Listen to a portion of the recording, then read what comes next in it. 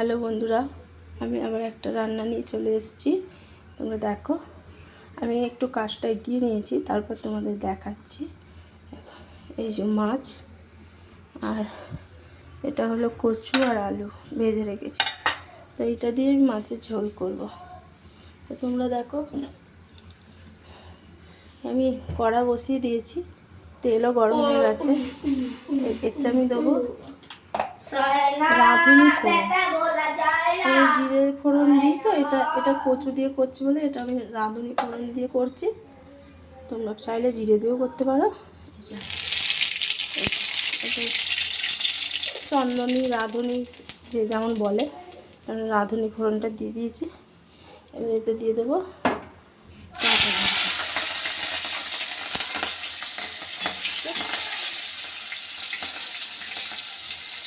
এবার দিয়ে দেবো এতে আদাটা।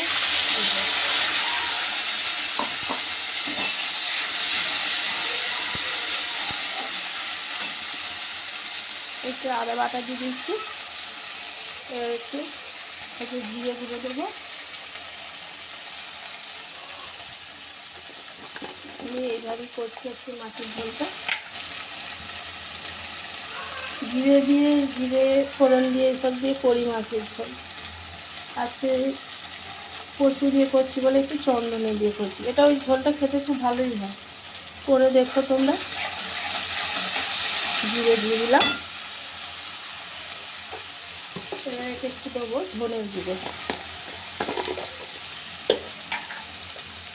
এরকম ঝোল খেতে আমাদের বাড়ির সবাই ভালোবাসে, তাই এরকমভাবেই করি, হালকা পাতলা করে।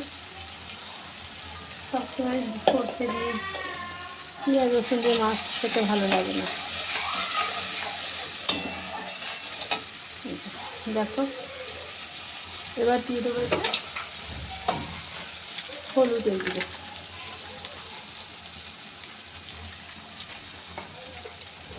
আর যেহেতু মাছেও নুন দিয়ে আছে, আমি কচু আলু ভেজে রেখেছি, ওতেও নুন দিয়েছি, কিন্তু একটু এতেও দিয়ে দিচ্ছি ঝোলে স্বাদের মতো দিয়ে।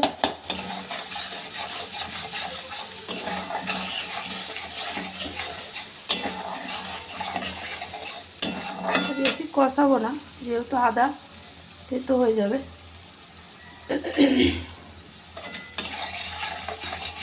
এতে আমি কোনো গুঁড়ো লঙ্কা, লাল লঙ্কা অ্যাড করবো না, এটা কাঁচা লঙ্কা দিয়েই হবে। এটা একদমই হালকা পাতলা রান্না। এতে এবার দিয়ে দেবো এই যে কচু আলু ভেজে রেখেছি।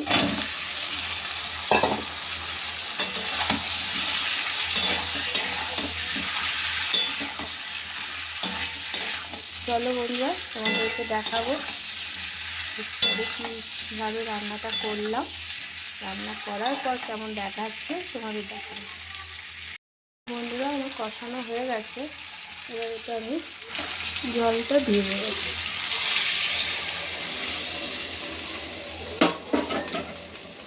দেখো, যে যেমন ঝোল খাবে সেরকম দেবে। চলো, হয়ে গেলে তোমাদের দেখাচ্ছি। এই হলো বন্ধুরা, আমার মাছের ঝোল হয়ে গেছে। দেখো, তোমাদের যদি ভালো লাগে তোমরাও করে এরকম করে খেও। যদি এই রান্নাটা ভালো লাগে, এটা সাবস্ক্রাইব করে দিও। আজকের মতো টাটা।